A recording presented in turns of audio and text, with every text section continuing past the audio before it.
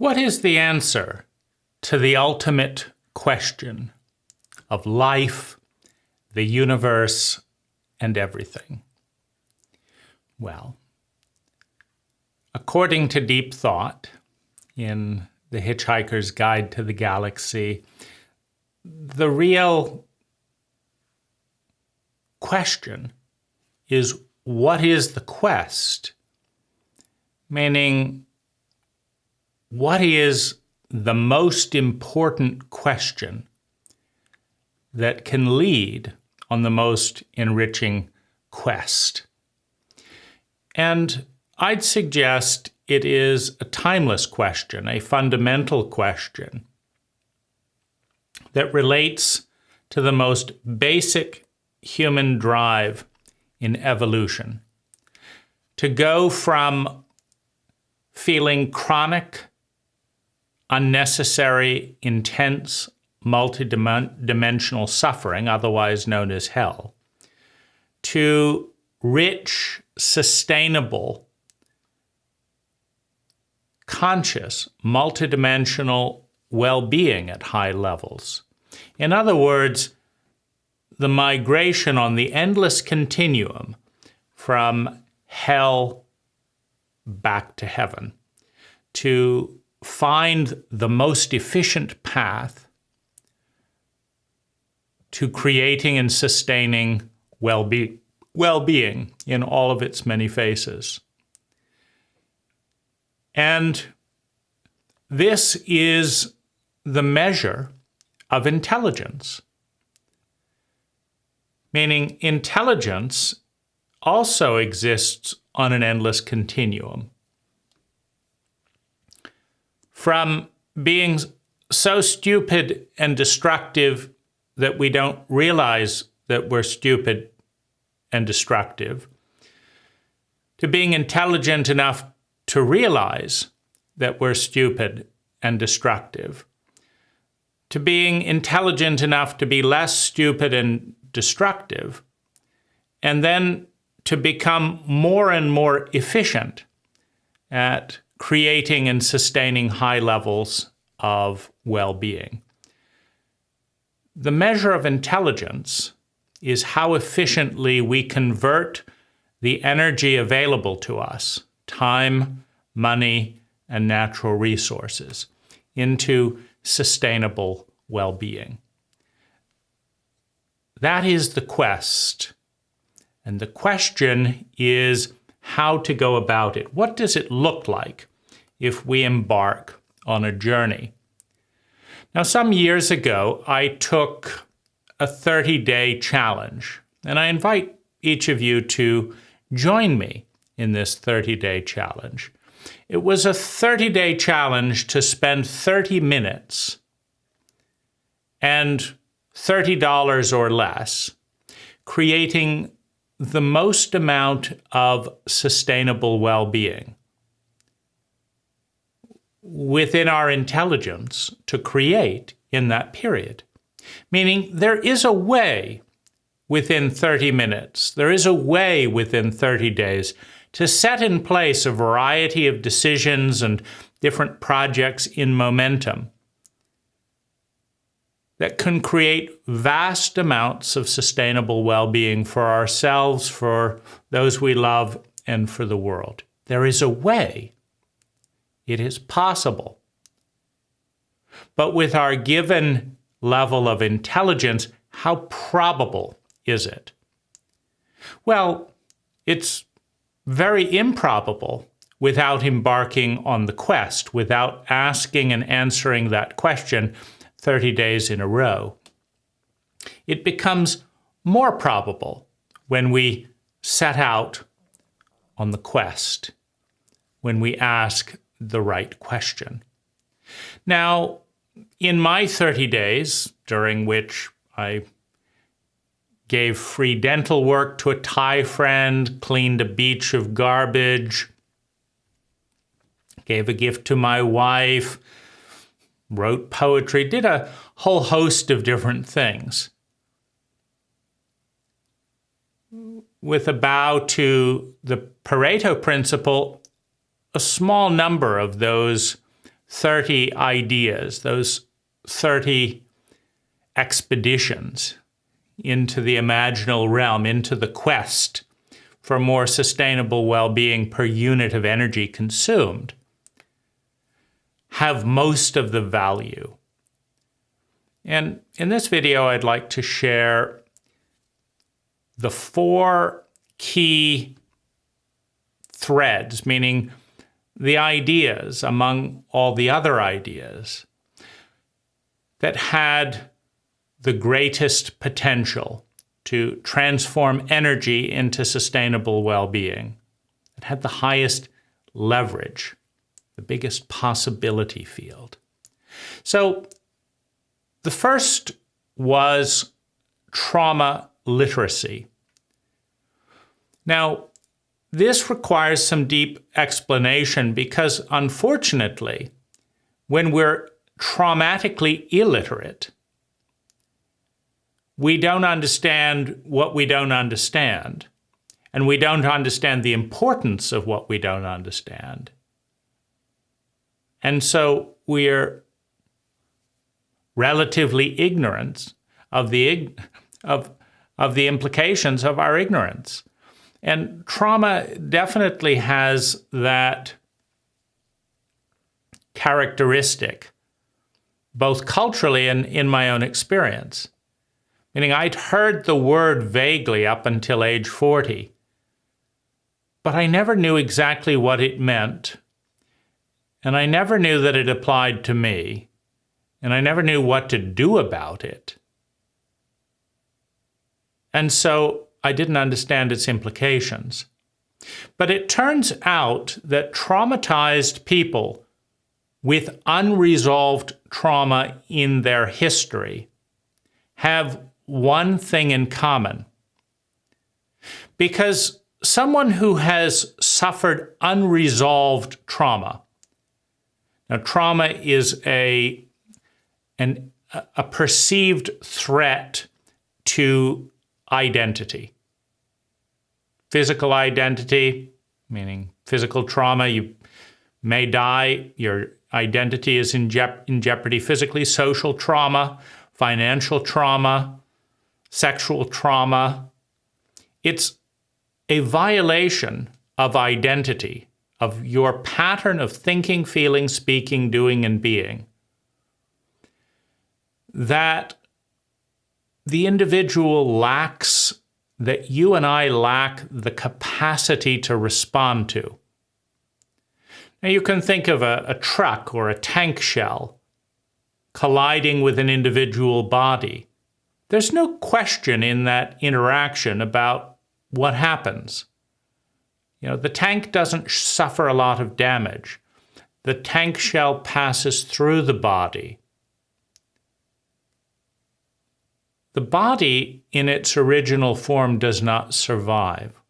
Now, what happens when we experience these traumas and grasp our profound helplessness to respond to it is a number of coping mechanisms kick in.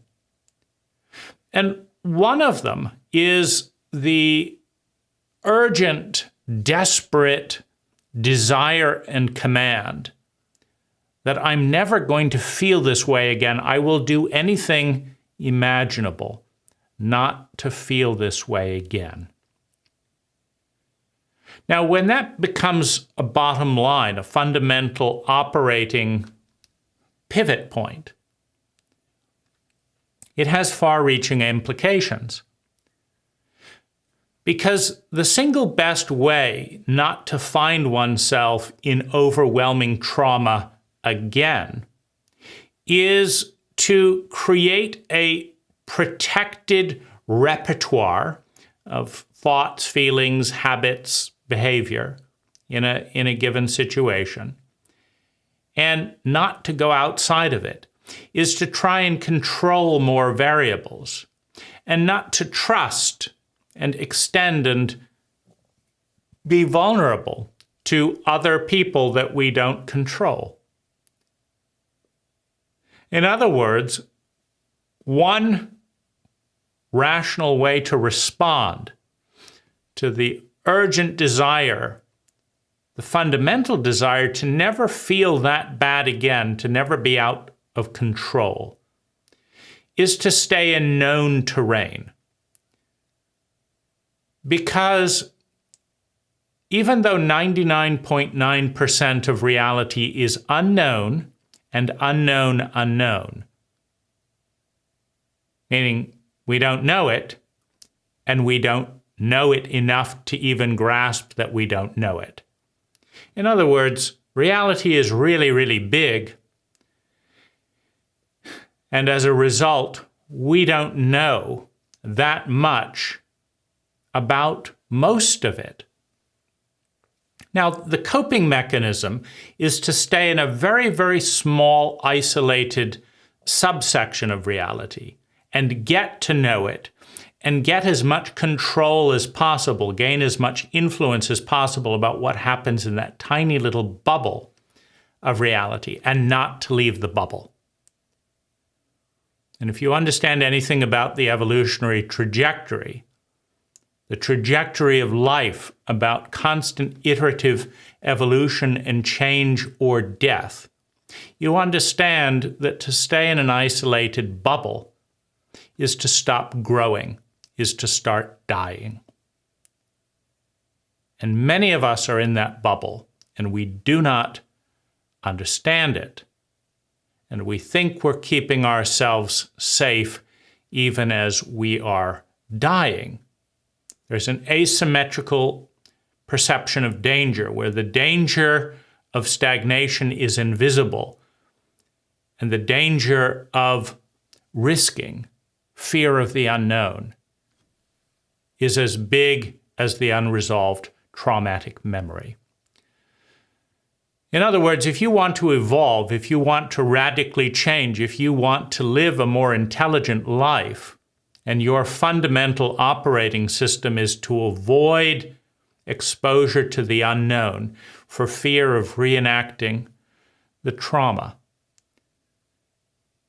your fear and your protocol is the biggest enemy of growth, of change, of intelligence, which means that your unresolved trauma that motivates, that fuels that fear,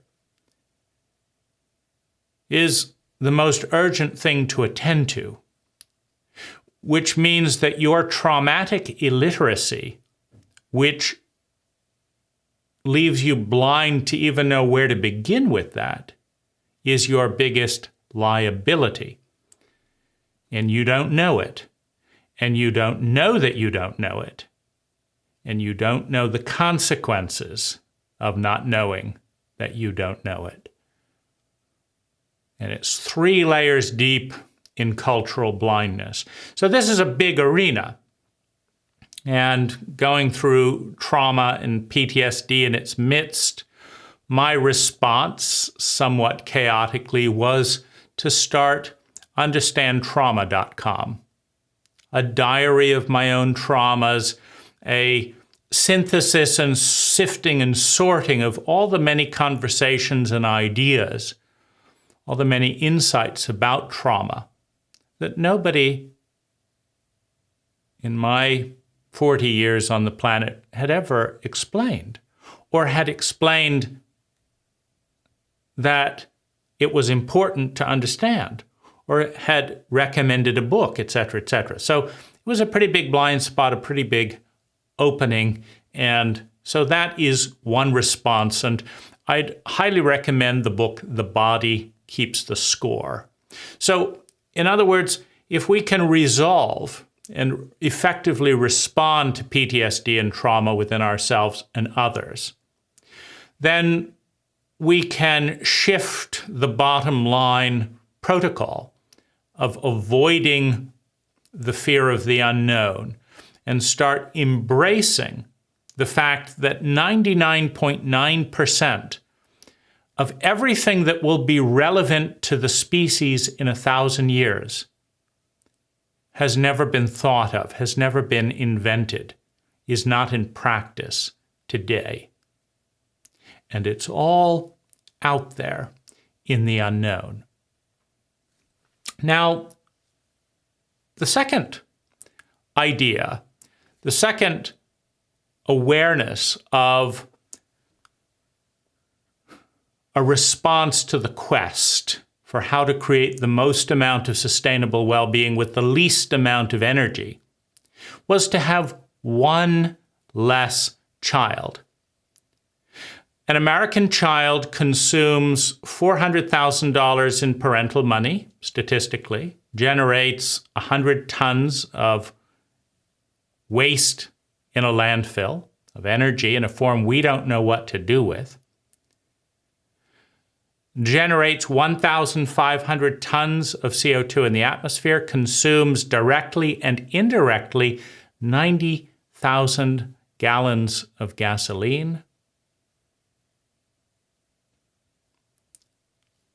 and requires thousands of hours of parental attention. And for that vast investment of energy, that child will grow up statistically to dislike their job 70%, to be chronically lonely 70%, to not be particularly enthusiastic about their life, to not be particularly happy, has a 20% odds of being depressed, a more than 90% odds of being traumatized and lacking the competency to do anything about it, has a less than 5% chance of having a truly rich and rewarding marriage, has a high chance of being obese, and very critical of themselves and the world, carrying a high level of shame. Well, the question is it a good idea to spend that amount of time, money, and natural resources for such a low quality of yield when the planet is taxed, right? When there are fewer fish in the oceans each year, when the temperatures are rising, when wind velocity and storms are increasing, when there are a number of areas where the human species is out of sync with the balance of a sustainable relationship. Meaning, if you've got a bank account and it's the only bank account you have, and you've got 7 billion people drawing down on that bank account faster than they're earning enough to replenish it, one idea would be to attach fewer people for a little bit of time to the bank account. Let's not have any more people needing money out of that bank account when we have a choice, one less child. But that's only half of it, because one less child in and of itself does very little. But if you take 1,000 hours of the thousands of hours in parental investment, if you take $100,000 of the $400,000 in that expense, if you delete the 100 tons of waste from a landfill with a snap of a finger, just don't have a child, delete the 1,500 metric tons of CO2, make your family carbon neutral. Maybe there's 3-4 people in your family, plant 4,000 trees with $4,000. You've still got $90,000 left. Invest it in something that is propelling the future forward, such as Tesla. Let it appreciate in value and spend $10,000 a year helping people around the world in the most relevant way possible. And spend 10 hours a month giving of your talent in a response to how can you help yourself and others increase sustainable well-being. Well, there you see a higher return on investment. And how about giving more care and love to the children that are already born, that don't have enough parenting and don't have enough fathering in particular? So that's another idea that is a high yield idea. Now, another area to look at is the 95% waste in much of our conventional lifestyle. So intelligence is the efficiency with which you turn energy into sustainable well-being. Now, you can work on that equation in two ways. You can reduce the energy expense for the same amount of well-being, and that's intelligent. I mean, if you're enjoying your car and it gets 5 miles to the gallon, and you change the design of the motor, and now it gets 30 miles to the gallon, you reduce the amount of gas required, and it gives you the same enjoyment. That's intelligent. You reduce the cost. And the other is, you keep the 5 gallons a gallon, but you do something to the car in a way that brings more sustainable well-being to you and others for that 5, for that 5 miles a gallon, right? So that's another way. You get more value out of the energy consumed.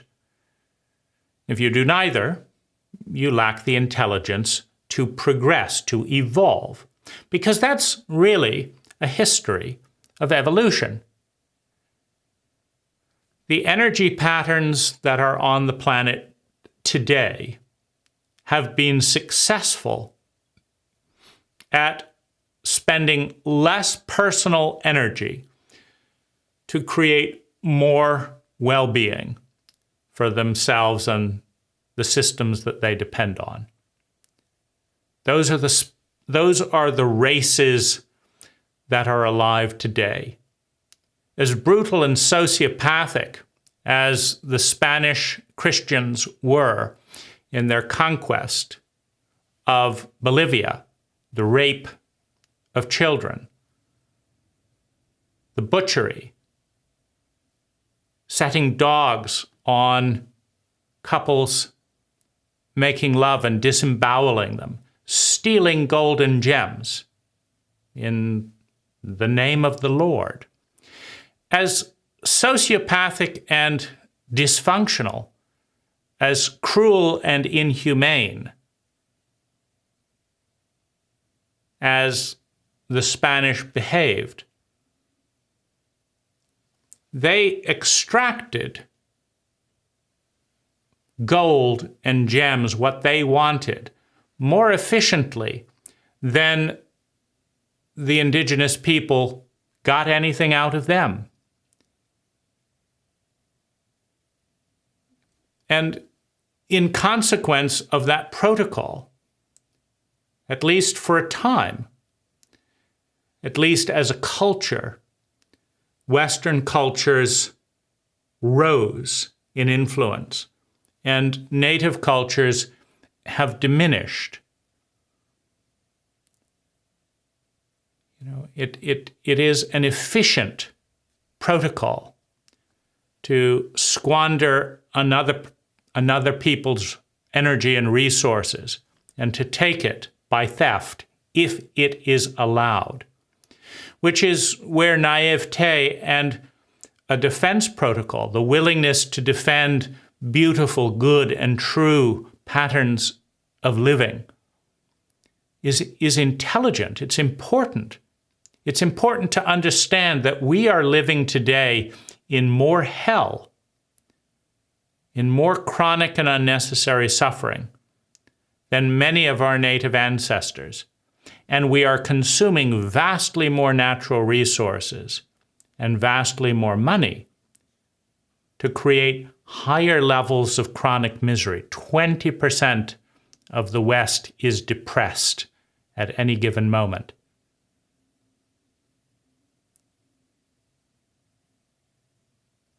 The numbers were much lower in numbers of our native ancestors. More and more of our people are homeless in the Marin lands where I live, I'm unaware of any homelessness of Native Americans 500 years ago because they didn't have to get a permit to erect a teepee. It is illegal to camp on my own land, right? So we have regulated poverty into a legal mandate. We require poverty by law.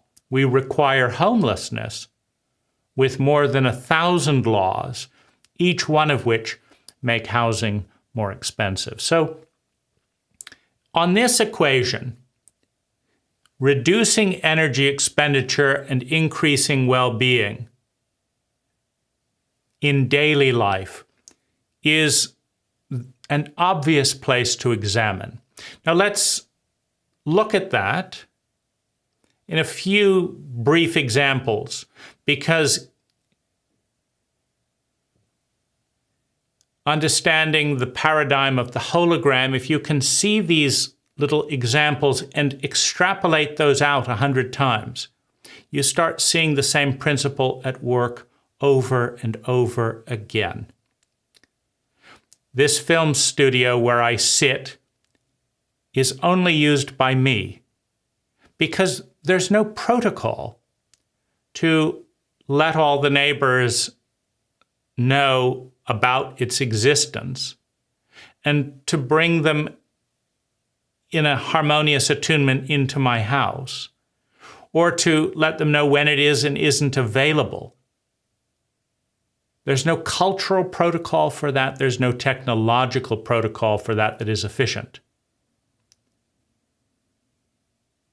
And so this studio gets used an hour a day by one person. It costs the same amount of energy. Same camera setup, the same lighting, the same architecture, the same amount of trees that were cut down at one point to make room for this room. That price is static. The cordless drill in my tool box gets used 2 minutes a month in the house, if that. So we're up at what, 12, 24 minutes a year, half an hour a year? The battery needs to be charged for that. It needs to be maintained. There's $100 in investment. And cooking, a kitchen, fully equipped, hundreds of square feet. 40 minutes a day, 30 minutes, given the month the house is vacant, right? So there's this tremendous inefficiency in transportation, in eating, 50% in food waste, et cetera, et cetera. Then there's the tremendous inefficiency of spending our time commuting to and from work that 70% of us don't enjoy.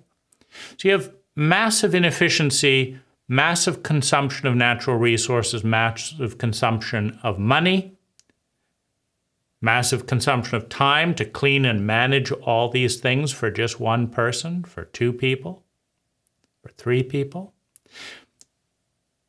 And so if that recipe is reconstructed from the ground up with units of 100 people, where 100 people have massive amounts of communal resources and a very, very simple, soundproof, safe, personal pod where they can do whatever they want to do in silent peace without having to own much at all in order to do more things more spontaneously with more people, with more collaboration, than I can find in an entire neighborhood of $1 million empty homes, right? So what's that design? How do you get the work to happen remotely? How do you avoid carting your kids off to school away from the community system and then carting them back again and compartmentalizing them away from life in order to prepare them for life at great expense with large buildings that sit empty most of the time. How do you restructure education to actually learn things that would be useful? So a paradigm for 10x living in modules of 100 people, competing to create the most amount of sustainable well-being per 100 people for the least amount of time, money, and natural resources, with thresholds of minimal survival security and love and belonging guaranteed. It doesn't take that much money, energy, and space to have a safe legal tent to sleep in and a delicious loaf of organic bread and a salad. It's not hard. It's not expensive. But we've made something so practical out of reach with our regulations. So there's another area to focus on.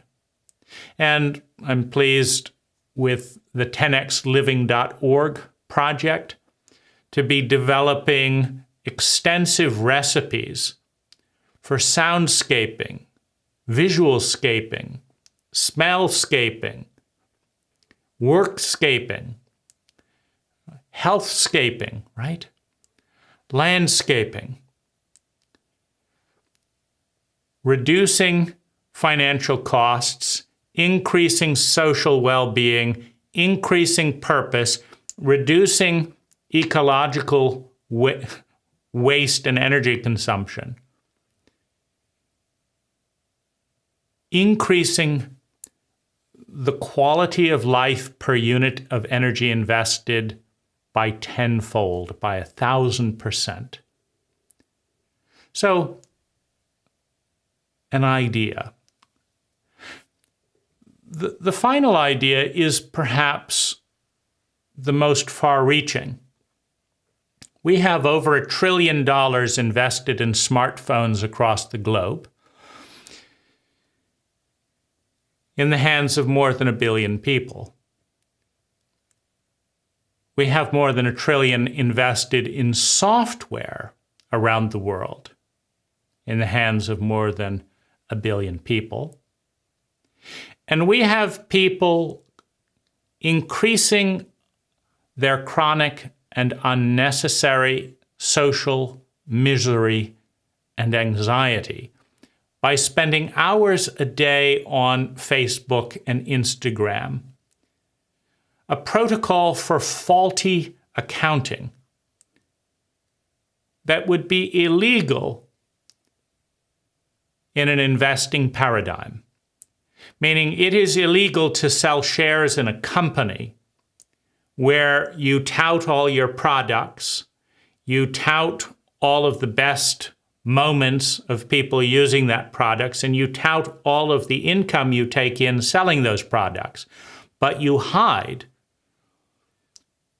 all of your misery, all of the worst moments, all of the statistical data, and most importantly, all of your expenses.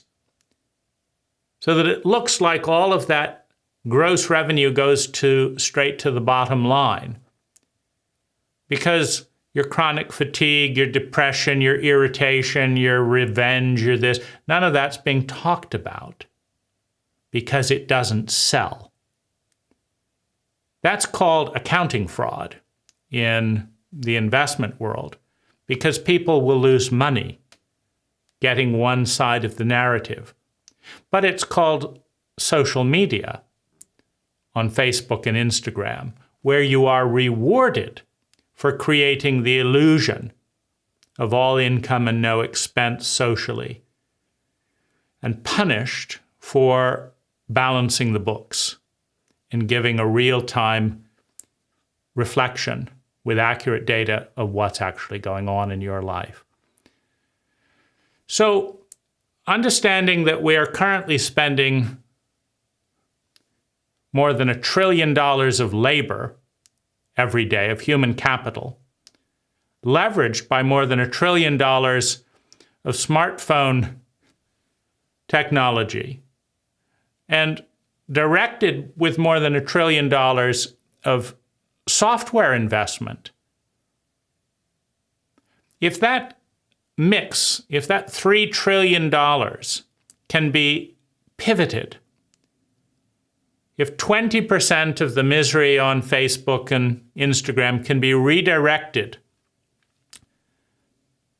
to learn best practices based on accurate data, and then pivot behavior based on data and provide real-time feedback, providing the metadata to guide the planet towards well-being, we can change the world with pennies of electricity every day, making people happier, taking no more time, no more resources, but making people happier with almost nothing. An app that curates sustainable well-being is one of the most highly leveraged activities that I can imagine. And so those are the top ideas in 30 days of 30 minutes every day to ask the question, how do I create the most amount of sustainable well-being in 30 minutes with $30? Right, now, these are beginnings, right? These are beginnings, and these were the nuggets. In the 80-20 principle or the Pareto principle, you get most of the value from a very tiny amount of your people. Most of your profits from a very few of your actions. Most of your health and vitality comes from a few of the thoughts that you think each day. So, the nuggets. Now, it's a quest worth taking. I invite you to take it. It leads to good places, and that's a beginning. Now, looking at then subcategories of these, so what have I been up to since this quest, since this question, how to create the most value with the least amount of energy? Well, the first thing you look at as a waste is taxes. Now, this brings up an interesting thing. You realize that everything is relative. A government takes your taxes and creates a certain amount of suffering and a certain amount of well-being for every dollar they spend by the time it makes its way through the contorted politics of lobbyists and the like. And it's not always clear that your taxes made the world a better place. But on balance, a government is usually better than no government. So you have to give it some points for that. Let's give it maybe 10 points out of 100. 10% efficiency. But it's better than nothing. Now, pursuing ideas such as these might get 50% efficiency, meaning I might waste 50% of the money building such an app, doing it for the first time, et cetera, et cetera, et cetera. I might have suppositions that were 50% wrong and have to pivot those. But let's just say that I, as an individual, can get a 50% yield per dollar per unit of natural resources invested. Well, then it would be intelligent, meaning well-being goes up if I funnel money away from my taxes and into these ideas. And in the US, there's a non-profit legal structure for that. And so the first step to stop 20 to 35% of all that effort being siphoned off into the US government, making more money to do these things and then having to have 35% siphoned off, is to start a nonprofit. That way, the limited resources of one individual can 100%, they're not being diluted as they move towards these ventures. So that's the first step. Now, subsets of that is there's an easy small nonprofit structure that is allowed by the IRS if you're doing less than $50,000 of donations on a given year. And then there's a much more cumbersome, takes longer. More people need to be on the board, more paperwork every year. A more expensive accountant needs to be hired. So the easy way for an individual, just limit it to $50,000 a year. And if the nonprofit needs more money, loan it money. Don't donate it, loan it money, because there's no limit on loans. Now there's no paperwork. So now that's not siphoning off, because all of these clawing distractions are all diluting in a scarcity mentality, which is an incompetent mentality. You have competence, you have superabundance. You have incompetence, you have scarcity. There's not enough to go around when you're surrounded by people who lack the competence to create an abundance of survival, security, and love and belonging for all, right? We all want it, we all need it. If there isn't enough to go round, it means we don't know how to do it. That's called incompetence. Doesn't mean you should be punished. You're already being punished by your incompetence. It just means that when there isn't enough to meet everyone's needs, there's a constant pulling and clawing on different sides. And to do something beautiful and efficient, to funnel the energy in that direction, you want to reduce that to a minimum. A nonprofit, easy setup, costs $250 a year to maintain, donate $50,000 a year, and no taxes on a tax deduction on the donation, which helps facilitate paying, some of that, at least $15,000 of that. But then the next thing is to set up an investment account of ecological, worthwhile, appreciating in assets and endowments. The biggest one for me being Tesla Motor Company and their efforts to accelerate electrification on the globe. Well, I lucked out, with 1,000% profit on, a company picked primarily out of a belief that the world would be a better place if Tesla succeeds than if it doesn't. It's that simple. If you're investing for a nonprofit, you can't invest in things that ruin people's lives but provide short-term profit. You have to invest in things that grow the possibility, the probability of a better future. And so Tesla, for example. So money going into an appreciating asset rather than a depreciating asset is another thing. Because you also have to get to a certain scale where the efficiencies of scale kick in. The smaller the scale, the more inefficient it becomes. It can be 10,000% more inefficient to do something in tiny little pieces rather than with a grand vision, right? So movement towards investment in nonprofit is an important thing. Defining the recipes, the funding by investment model, where every year the investment endowment of the nonprofit grows, is a really useful model because that doesn't siphon off time to need to raise money. People can focus on the project, not on raising money for the project. So that's more fun. The goal is to increase well-being for us as well as other people. An investment endowment is more fun. It's no fun asking people for money that clearly don't want to give it. So that's another strategy.